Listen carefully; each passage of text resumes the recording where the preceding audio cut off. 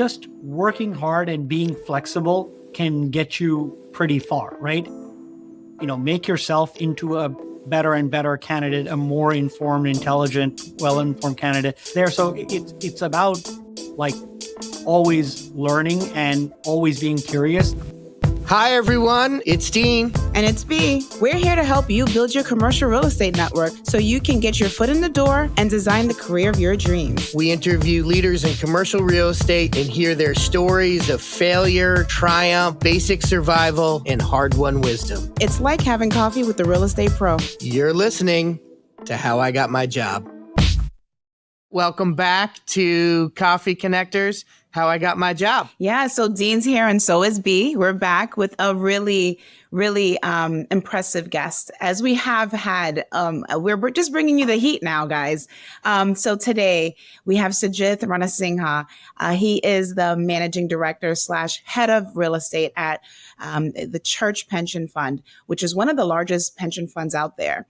So I'm excited to talk to him, and we are excited to talk to him so that you guys can get to know a little bit more about what this Church Pension Fund does, right? And also what Sajith does. Just a little bit more about him. He joined CPF, which is an acronym for Church Pension Fund. So if you hear that, just, understand that. Super smart guy, magna cum laude from Virginia Polytech. And he also holds a CFA. Sajith, welcome to the show. Sajith, first question on my side. How do we do on the pronunciation? I've been with you for a while. I know people throw out different pronunciations all the time. So I want to see if we got an A, a B, or a C. Solid A. All right. Awesome. All right. Well, so now that we know how to pronounce Sajith's name, let's jump right into this. Sajith, first of all, what is Church Pension Fund? Talk to us about that. Sure. So Church pension is a defined benefit pension plan, just like any corporate pension that might exist out there, except the employees and beneficiaries here are the clergy and laymen of the Episcopal Church. So it's a very unique set of beneficiaries, but in practice, you can think of it as any other corporate pension, except this is we think a special one. Okay. And then what do you do there? You have this amazing title, head of asset management, head of real estate and managing director. What does that mean for the students out there who are listening in? Yeah. So, my wife would say he works in finance, but and I try to say, well, we do manager due diligence, right? It's not like I don't buy and sell buildings, but my job is to find local experts that do something particularly well, right? So it could be manager like Northbridge that does industrial, U.S. industrial investing in the Northeast and Eastern corridor. It could be a Finnish operator that invests in grocery stores out there. That could be a logistics operator in Germany, or an office manager in Tokyo or something, right? So we try to find local experts and we let them do the work. Great. Well, so just we're excited to dive into your story, and I think it's particularly helpful for everyone in the audience to hear, hey, how did you get from where you were born to where you are today? And I'm just going to highlight two things for you, B, that I think are particularly important about Sajith that I want to make sure that we connect on this podcast. One, I think Sajith, out of everybody that I know in the real estate industry, is one of the best question askers. I think he just asks really good, thoughtful questions. And we've got some reading we're going to post on the podcast, but just how important that is to ask questions. And I think Sajith also does a great job of listening and then taking that information and using it later. He's got a really, he may have a steel trap memory, or he maybe takes great notes, but he does a really good job of sort of knowing and listening to people in detail, and then being able to use that information in a variety of different contexts. And I think that that's one of the things that I want to talk about a little later, Sajith, as we get in the podcast, because I think those are valuable skills for a lot of our listeners and students that are trying to figure this out. But why don't we start from your birth? Give us give us a little bit of the story on sort of where you were born and kind of take us up through high school to college. Would love to hear the story. I'll give you the short version of it. So yeah, I was born in Sri Lanka. We moved here to the U.S. In the early 90s when I was kind of 12 years old. We settled in Texas, in Houston.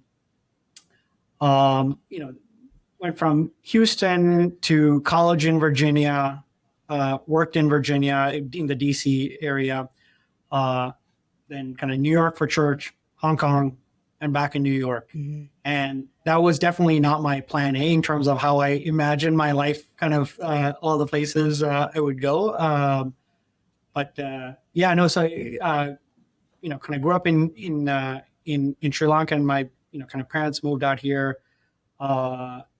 It was an interesting time. My older siblings were kind of getting to be college age, and there was kind of civil strife and whatnot in Sri Lanka. And my mom was fortunate enough to be able to kind of get sponsored to work here, and it's kind of got on from there.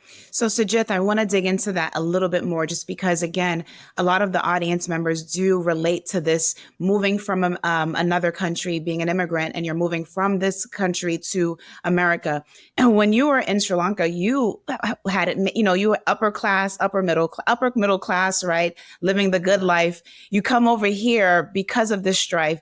What's that like transition from coming from a different country to now you're doing well, and now you're not doing so well? How does that feel? What's that experience like? And then how does that push you to become who you are today? Yeah, we were joking earlier like that, we came from a, let's say, solid upper middle class background in Sri Lanka. And, in Houston, we were aspiring to be lower middle class kind of thing. And, moving to a 2-bedroom apartment and kind of 3 siblings kind of crammed in a room and all that, the usual stuff that you hear from a lot of folks out there that, have kind of gone through that kind of experience. But it was interesting times. Like, I would say my parents always kind of emphasized education, right? Like typical Asian parents, right? And the big reason, regardless of what was going on in Sri Lanka, they wanted us to go to school offshore, right? So it was either kind of London, Sydney, or somewhere in America were the target places. And I had an aunt in Texas, and that's how we ended up in Texas. But so how did that experience really shape kind of where you are today? Obviously it pushed you to become, sitting in this top position. There's some strife that helps you get there. Talk a little bit about that. I think it's important for our audience who's in the middle of it, right? It feels like it's a lot. How did you get through it? Yeah, I mean, look, having near-term goals, long-term goals, right? And like, my parents, it's interesting. So sitting here today, and I'm raising kids in Long Island, and they have kind of many more opportunities and different things that we're trying to afford them, right? And I'm thinking super strategically about like what can I teach them and expose them to? I mean, like, I'm teaching them about IRRs and cap rates and whatever that right? So I'm trying to give them whatever leg up and advantage that I can. Mm-hmm. My parents, extremely hard workers, emphasized education, but frankly, they didn't have the time nor resources to connect me with this, hedge fund neighbor or like auntie who's a buyout manager or whatever, right? So they emphasize education and hard work. Mm-hmm. And then I had to figure out the rest of it myself, right? And of course they, push you to be a doctor like every, reasonable Asian parent or whatever. But I'm like, I always, my dad was an entrepreneur, so I knew like I wanted to be around investments and finance, and I had no idea what exactly that meant. But like, by and large, I'm like, I think that's what I have a passion for and whatever. But So the aunties and uncles, we knew what a doctor was. We knew what a teacher was. We saw all of that, right? And then you back in and you're like, but I don't want to be that. That's not what I want to do. So I love the story. And I want you to talk a little bit about that. You go to school, you do your education thing. Obviously you do it well, magna cum laude, right? You kill it. You come out of school. What do you do for that first internship? I need you to talk about it because it's such an interesting path. And we want to know, how did you figure it out?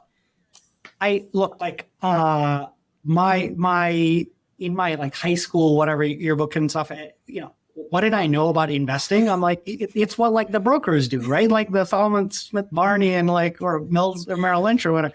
So I'm like, yeah, that's probably what I'm going to be doing. And so great. That's what I want to do.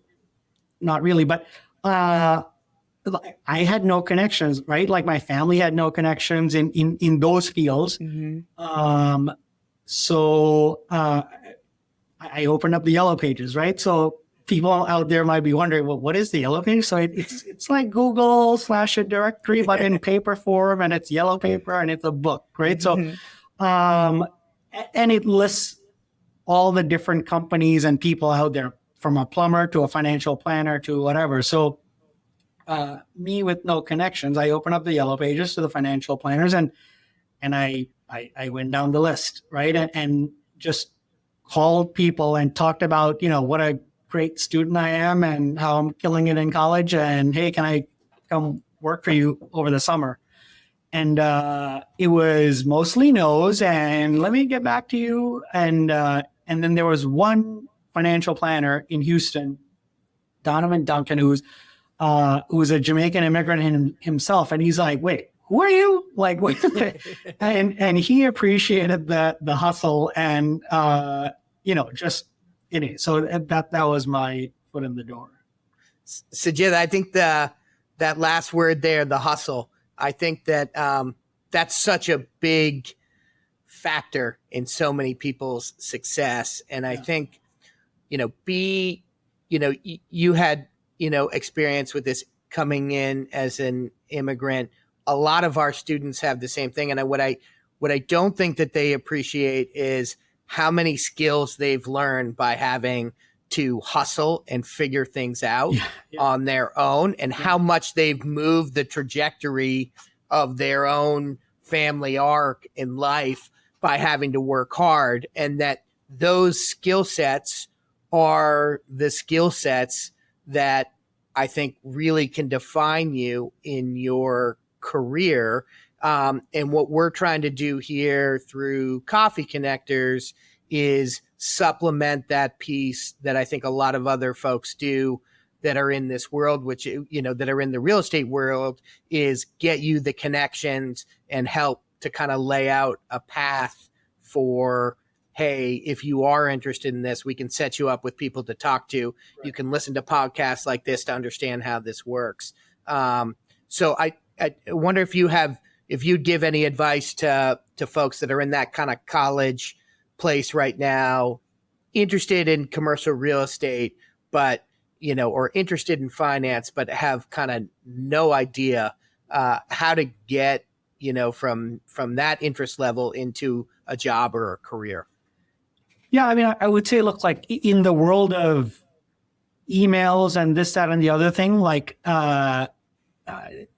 there's something to be said for a good old fashioned phone call, right? And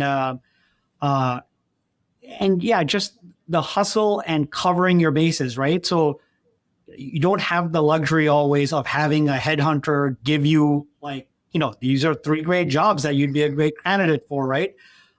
Sometimes you have to kind of create your own opportunities, right? And some of it is just, again, getting your foot in the door and saying like, it could be phrased as, look, would love to learn about what it is you guys do, like an informational interview, right? Just so someone gets to know you and see what kind of curiosity or passion you have for something. And kind of, going from there, right? And hopefully there's something that you can contribute to the team and the firm that where they would want to, entertain the idea of you joining as an intern or full-time or whatever it may be. But yeah, it kind of not having it's kind of I guess, not having any excuses to create the opportunities and just figuring it out. I think, and go ahead. Oh, because I think Sajith's background shows that he's done that so many times. I think just you being at Church Pension Fund, talk about how you got in there, right? Because it wasn't through a conventional way. It wasn't through like real estate. Talk about that. Well, this time it wasn't through the Yellow Pages, so I'm working my way up, right? And so I was at Cambridge Associates in DC, and then do you mind explaining for the audience what Cambridge Associates is, because it's a good reference for everyone? Yeah, so Cambridge Associates is a consulting firm. They work with a lot of institutional clients like endowments, foundations, pensions, et cetera, and high net worth investors, and talk to institutional clients about how to invest money, right? Like proper asset allocation, investment manager research, asset class research, all of the above, right? And it was a great training ground. And my experience, both at Virginia Tech in the student-run investment group and the internships, like all of that opened my door to get into Cambridge. And then from there, my plan A was, all right, great, I'm going to go to New York, like put that New York stamp on my resume, like for a couple of years, and then head back home to Texas, right? And so I had a headhunter that was introducing me to a couple of firms on the kind of fund of fund side, but I wanted to kind of cover all my bases. And, I put my resume out on like monster.com and careerbuilder.com, right? When I don't think those exist, but basically think of like Indeed, I think is the equivalent. So, and then they saw my resume, and I reached out to them because they had a systems analyst position at Church that was available. So what is a systems analyst? It was like basically someone who sat in the investment group but dealt with the database and stuff like that. And I'm like, I don't know C++ or any other programming stuff or, much outside of the Microsoft Excel universe. But I'm like, I just needed my foot in the door, right? And I'm like, all right. So, I said, look, I'm a quick learner. I don't know the different programs you're using, but I can learn really quick. And I said, but by the way, like, let me tell you what else I could contribute to the team. Like, this is some of my skill sets in terms of my work experience, and I'm super excited to just be here and have a seat at the table. And so lucky for me, the CIO at the time was not convinced in my ability to learn programming or whatever, but did think I could contribute in other ways. So anyway, I ended up joining as an analyst on the alternative side of the portfolio. So, Sajith, I think that's a great story, because I think, a lot of what we're trying to do is to give the folks that are listening to this the confidence to say, hey, it might not be an exact fit for what I have, but I've got a lot I can bring to the table. Yeah. And I think, as you were saying, like once you get on the phone, there's a lot that can get lost in email. But if you can make a personal connection and you can tell your story and say, hey, I'm a quick learner, I'm willing to hustle, I think a lot of people break through that way into positions that they might not have otherwise been able to get if they have just been reading the exact words of the position. Yeah, and it looks like so much of this is about curiosity and learning and plugging whatever holes you may have in terms of your skill sets, right? And I appreciate, Dean, your comment on my questioning or whatever, but it's like, really a curiosity, right? Like, what did I know about Finnish grocery market before we invested, right? But we asked a lot of questions, we got a lot of data, we got a lot of reports, and came to appreciate what's there. So it's about like always learning and always being curious and knowing that, look, like it's perfectly okay not to know something, right? Right, like figure it out, like learn and like talk to people who know better than you and go from there. Sajith, you mentioned how when we talked, you said, Cambridge Associates was a training ground for you, right? Yeah. I want students to understand from you that, yes, you did really well in school, but you didn't learn everything you needed to learn for what you're doing today in school. So can you talk to them about that? Because sometimes they go to school and they're like, I'm ready to go and I know it all. And they're like, oh, wow, I don't know anything when I start work. Talk a little bit about that. Right. Yeah. Yeah, no, it's a, one of the things when I was wanting to, I was leaving school is about, of course I wanted to get the job that paid me the highest amount of money, but like you're also thinking about what type of firm am I joining? Like, how are they setting me up for the next job and like my career, the next steps in my career. Right. And I thought, like, I learned what I learned on like public market investing and things like that at Virginia Tech, and I was very happy with the finance, the econ education there. But like Cambridge and them dealing with these institutional clients and like telling the clients on various things about the different asset classes. Look, like I didn't know what venture capital was as a fresh graduate, right? And so sometimes it's important to join a firm that can kind of set you up for the next, the job you want to have in 7 years from now, kind of thing. And I know it's hard to think like that when you're young, and sometimes like, look, I just want to get paid, but like, but you have to think a couple of steps ahead. I think sometimes. Yeah, I couldn't agree more with that. I mean, I think finding a program that's got a training, that has training within it, but even just an experience where you're working really hard. I mean, I know I started my career as a corporate associate at a law firm, and Greg started in, a large investment manager, and, you had to grind during those early years. And I think, Sajith, your comments about curiosity are right on.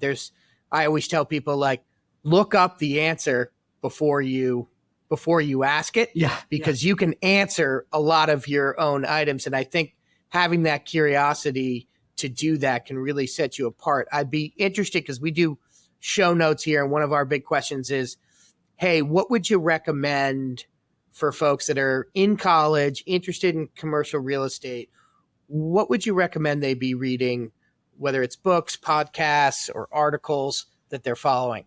I'll forward you an email that I sent our new analyst, or not so new analyst, but when she joined about a year ago, with a series of podcasts and a couple of papers that just cover basics of real estate, right? There was like a great Patrick O'Shaughnessy pod that was about real estate. I was a little skeptical going in, but then I'm like, they covered like some of the basics really well.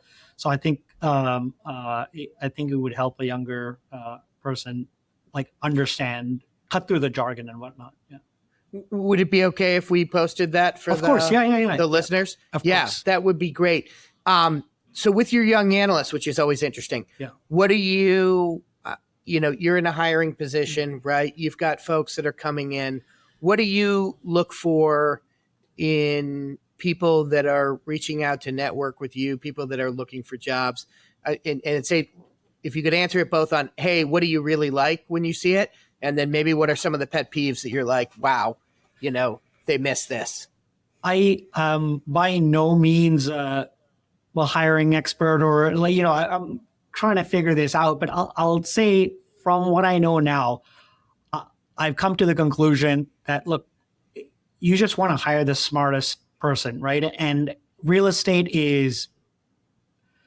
there can be a lot of nuances, but at the end of the day, it's like simple algebra. It's not complicated calculus, right? And I can, we can teach people what a cap rate is and the 5 different ways you can measure a 5 cap rate, but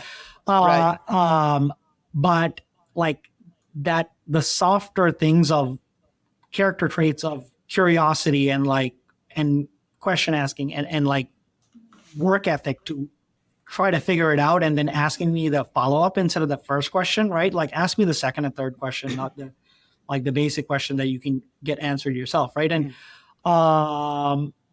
like I think that's super important, and that's we hired the sharpest pencil, not the person with the most real estate experience. It was actually an interesting exercise because there were a couple of people on paper that I'm like those are going to be the two finalists, right? And like that had firms and names that I'm like I recognize. I'm like it's like your job to lose kind of thing. And then and this other person kind of blew us away, like very strong technically. I only later found out that she actually scored the highest on this Excel exam thing that we give. But yeah, so I again, just goes back to, I think, being curious, like having a demonstrated interest in something, right? So like, it's not enough to say, yeah, I think I want to work in real estate or like in whatever way. Like, okay, what have you done to demonstrate that interest in real estate? Like, have you read something from a broker? Like, so it's not, I think, enough to just have an interest. I think there has to be some demonstrated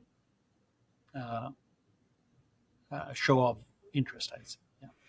I think the other thing that you kind of talked about, even with your experience, that I do want students to know going into their career and because we have a lot of connectees who are graduating this year. I think it's important for them to hear about self-advocacy. Like if you're coming from another country, Dean mentioned your name. It's not the Bobs of the world, the Marks of the world, right? So Sajith, just give us an example of like where you had to self-advocate for yourself and why it's important for, as you go into your career to do that also as a student going into your professional life. Yeah, look, like I'll say I'm not like graduating college and early in my career. I wouldn't say I was like a super confident public speaker and strong advocate that, stood up to whatever microaggression or whatever. But there are certain things like literally, I won't say the firm, but like there was a firm where a senior partner meets the new joiners, let's say, and go around and it's like Bob and Jen and whatever and Sajith and there's some level of mispronunciation, which is fine, and then asked me, do you have a nickname, right? And I'm like, I was happy that like it was a quick nope, right? And that I was very comfortable in that silence, like looking at him because but anyway, so we moved on and but those kind of things happen, and it's not always with malintent or anything, but and hopefully there's less of that kind of thing that happens today versus the past. But yeah, I mean, you just have to be comfortable, I think, in your own skin and background. And I always tell my kids, look, like people know who like Giannis Antetokounmpo is, right? And so people can learn, like logistically, they can learn how to say Antetokounmpo, right? So they can like Ranasinghe is not that hard. So don't ever accept the premise that like you need to have a nickname or whatever, right? People can figure it out. Great. I think that's right. And I think it's one of the things we try to do is make sure we're getting it right too, right? Yeah. I mean, I think that's something that you can do on the other side is to say, hey, did we get that right? Is that what's working? Right.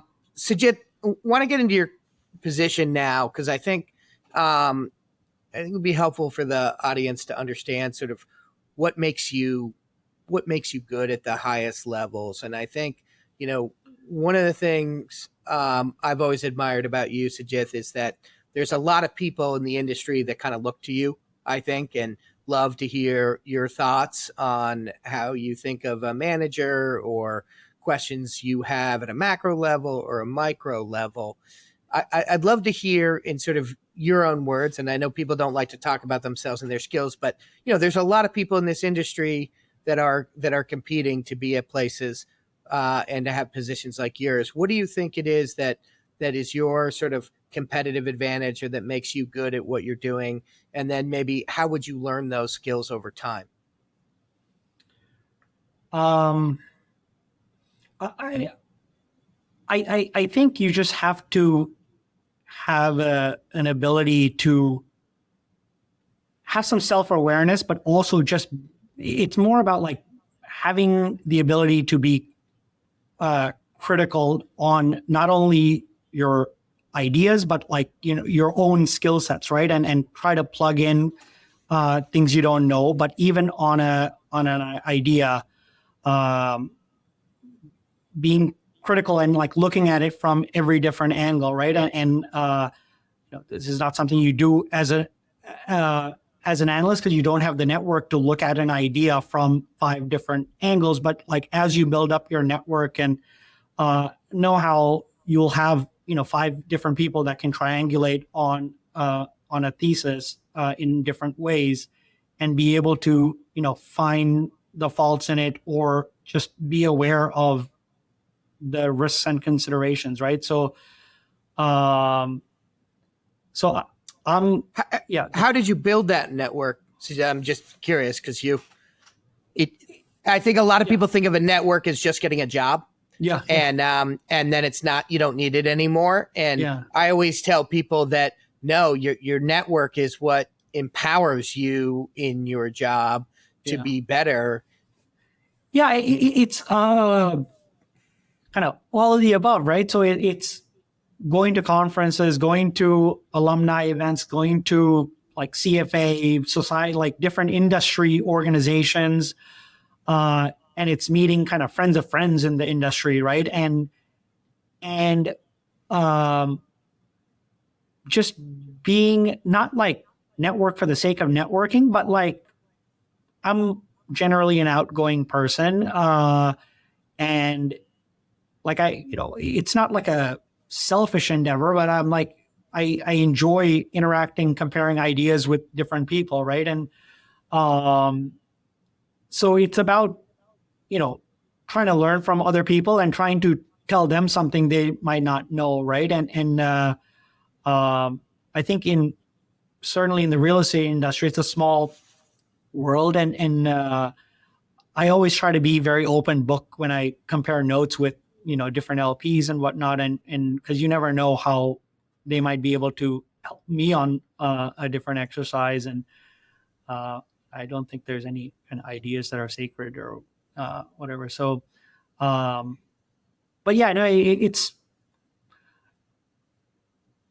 yeah. So I think it's a few different ways. So, Sajith, you dropped a bunch of gold nuggets today, from understanding why hustle is important, to just basically standing in who you are, and being able to self-advocate for yourself. I think what the students would love to hear is, give them some advice for a first generation student like yourself. You had no background, no connections to break into the commercial real estate industry. And we literally are talking to students right now who are in that position, but in a better position because they have connected with us. What would you say to do? I know we talked a little bit about, reaching out and, but like, what else could they do on their, because they can only do so much, right? You can reach out, but is there anything internally they can do to work on themselves to like really, because it's a lot of no's, right? And those no's are hitting you hard. So how can they help push forward through these no's until they get to that yes? Because the yes is out there, right? So give us some feedback on what they can do there. Just become the type of candidate that can contribute to a firm or a platform, right? And make yourself into a better and better candidate, a more informed, intelligent, well-informed candidate that can just wow someone, right? And not being afraid to ask for a favor, ask someone that you admire to be an informal mentor and whatever, right? And the worst they're going to say is no, right? And someone who might help you out is going to feel some level of connection and obligation to see how you're doing and whatnot. And there's still some people that when I see some different job opportunities pop up, then I forward over, right, and see how they're doing and all that. Yeah, I mean, I don't think that's anything revolutionary or groundbreaking, but yeah, it's the basics, I think. I think that's super helpful. I think what we tend to ask as sort of our kind of concluding question on all of this is, there's a lot of guidance there. Is there anything everything has sort of worked out in your pathway, but if you were to go back 20 years and just say, hey, there's one thing I learned over this journey, and I'm going to give you this one gold nugget as we start out, so that you have this. I know the journey's going to work out for you, but I want to make it that much easier for you. What would be that gold nugget that you would give? And it could be, hey, you should be doing this, or hey, you should know this. And it can't just be invest in Apple. Yeah, exactly. Right. No, no, I mean, I don't think I have any gold nuggets. What I'll say is, like, just working hard and being flexible can get you pretty far, right? I had my plan A on how I thought my career and life was going to work. But I wasn't afraid to pivot at different points and positions at companies or career, right? And sometimes it means like giving up a more prestigious title and money to pivot to a different department that might set me up better for 7 years from now, right? So, and just look like sometimes like I didn't quite appreciate what a great place like Church Pension Fund is until I've been here past the 2-year mark, right? Because I'm like, it's a great firm, so I'm going to go there for 2 years and then I'm going to be back in Texas, right? I'm like closer to the Astros game and all that. But here we are like 16 years later. And sometimes, it might not be to pivot, right? It's like and trust me, I'm not a complacent person, right? So this is why I say I'm like extremely surprised at myself for being here this long. But I do appreciate sometimes when you have great bosses, like, and I've had amazing bosses here in New York, in Hong Kong, and that taught me, frankly, some of the softer skill things that doesn't always come maybe naturally, but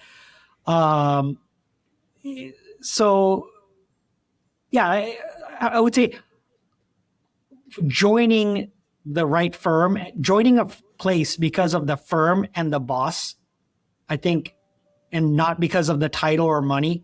I think it's something that you wouldn't normally think of as a 20 whatever year old, but I think is important.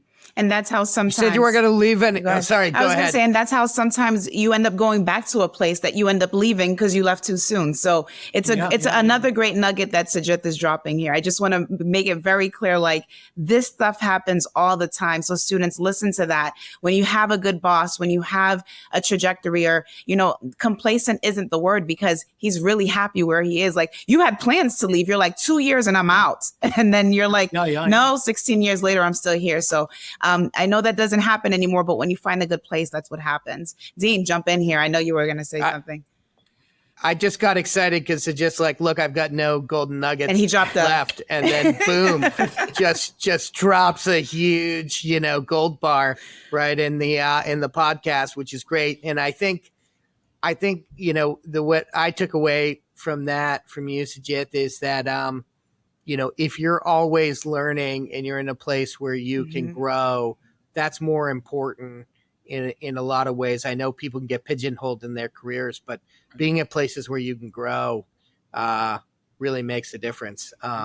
So listen, Sajith has a flight to catch. We can do this all day. We can we can ask Sajith questions all day, and I'm sure the students would love to ask more questions, which is why Sajith is a connector. He's not just a guy on a podcast that you listen to, that he is super interesting. No, you can also get in contact with him through us at Coffee Connectors. So please, if you're interested in talking to Sajith, he is a connector in the biggest way ever. Like we said, he is at the largest pension fund that's out there. So reach out to us. We will get you connected. Sajith, we are so happy that you were able to join us today. Lots of nuggets. Even when you said there wasn't one, you dropped the biggest one. So thank you for joining us today. No, thank you for having me. And I really appreciate you guys doing this and having this organization that hopefully helps some kids out there. And no, it was really my pleasure. Thank you for listening to How I Got My Job, a podcast from Coffee Connectors. Coffee Connectors helps connect first-gen college students with a whole new level of opportunity in commercial real estate. To learn more, visit coffeeconnectors.com. We would love to connect with you.